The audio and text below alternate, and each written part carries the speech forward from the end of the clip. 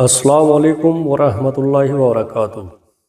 تین طرح کی عورتیں دنیا کے اندر وہ ہیں جن کی کوئی عبادت قبول نہیں ہوتی، اللہ ان کی کوئی عبادت قبول نہیں کرتا۔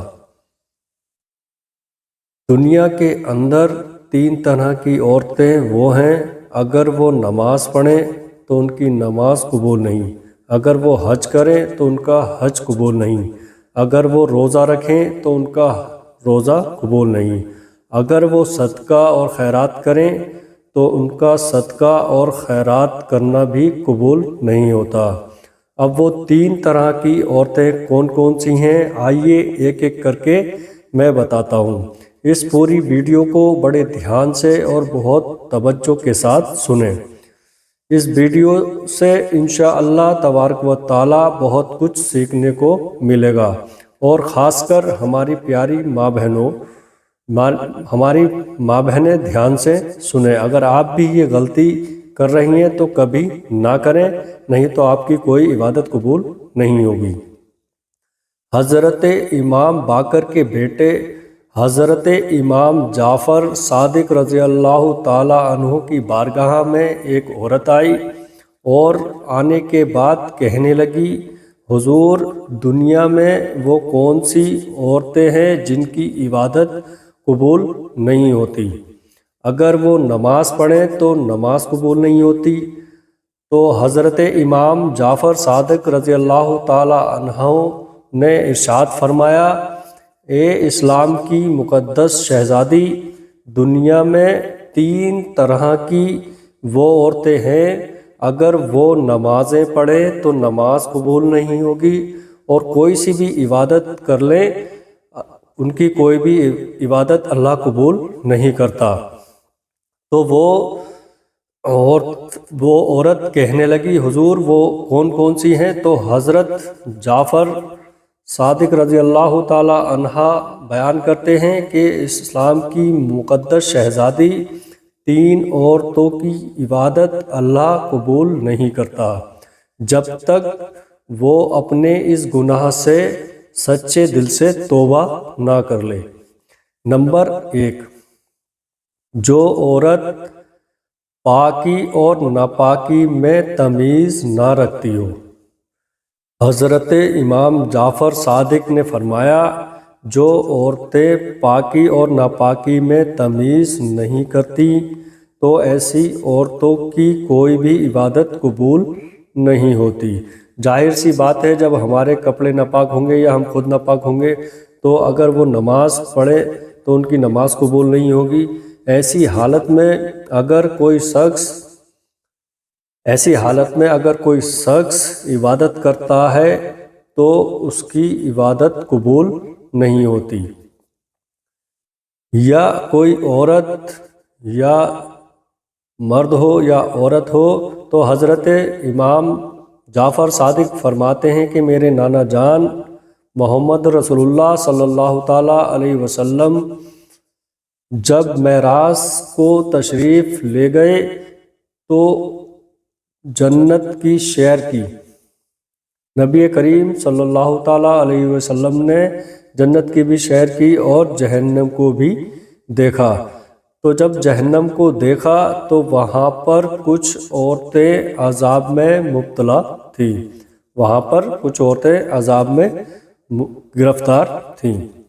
تو ایک عورت کو دیکھا، نبی کریم صلی اللہ تعالیٰ علیہ وسلم نے ایک عورت کو دیکھا کہ اس کے پیر بالوں سے بندھے ہوئے تھے، اس کے پیر بالوں سے بندھے ہوئے تھے اور ٹانگیں سینے سے بندھی ہوئی تھیں۔ تو نبی کریم صلی اللہ تعالیٰ علیہ وسلم نے حضرت جبرائیل سے فرمایا، یہ جو عورت جس کے پیر بالوں سے بندھے ہوئے ہیں، جس کی ٹانگیں سینے سے بندھی ہوئی ہیں، یہ کس عذاب میں مبتلا ہے؟ اس کو کس وجہ سے عذاب دیا جا رہا ہے؟ تو حضرت جبرائیل نے عرض کیا، یا رسول اللہ صلی اللہ تعالیٰ علیہ وسلم، یہ عورت وہ ہے جو پاکی اور ناپاکی میں تمیز نہیں رکھتی تھی، یعنی پاکی اور ناپاکی میں فرق نہیں رکھتی تھی۔ جب اس پر غسل فرض ہو جاتا تھا تو یہ غسل کرنے میں دیر کرتی تھی اور دیر سے غسل کرتی تھی اور ناپاکی میں زیادہ وقت گزارتی تھی۔ تو ایسی عورت کے بارے میں نبی کریم صلی اللہ تعالیٰ علیہ وسلم نے جب جبرائیل سے پوچھا تو حضرت جبرائیل نے عرض کیا، یا رسول اللہ، یہ عورت وہ ہے جو پاکی اور ناپاکی میں تمیز نہیں رکھتی تھی۔ تو اے میری پیاری خواتین، اس بات کو سننے کے بعد آپ بھی اگر ایسی غلطی کرتی ہیں تو کبھی ایسی غلطی مت کرنا۔ حضرت امام جعفر صادق۔ نمبر 2، دوسری عورت کون سی ہے؟ تو حضرت امام جعفر صادق فرماتے ہیں، دوسری عورت وہ ہے جو نماز کے دوران سر پر دوپٹہ نہ رکھتی ہو، جو نماز کے دوران سر پہ دوپٹہ نہ رکھتی ہو، ایسی عورت کی نماز بھی اللہ قبول نہیں کرتا۔ یا بہت ساری عورتیں وہ ہیں جو باریک دوپٹہ اوڑھ کر نماز پڑھتی ہیں۔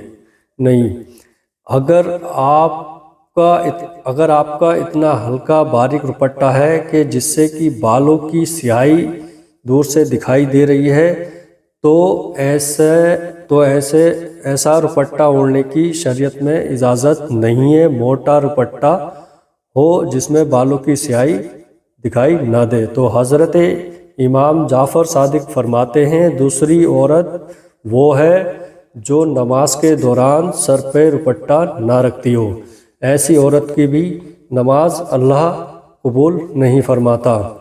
لڑکی جب عاقل اور بالغ ہو جائے، لڑکی جب عاقل اور بالغ ہو جاتی ہے تو اس کے لیے ضروری ہے کہ وہ سر ڈھانک کر کے رکھے، سر پر دوپٹہ رکھے۔ آج کل بہت ساری لڑکیاں، بہت ساری عورتیں وہ ہیں جو اپنے بالوں کی نمائش کرتی ہیں اور اپنے بالوں کو کھول کر راستوں پر چلتی ہیں۔ ایسی عورتوں پر اللہ کا عذاب بہت جلد آئے گا۔ تیسری عورت وہ ہے جس کا اخلاق اچھا نہ ہو، جو بد اخلاق ہو۔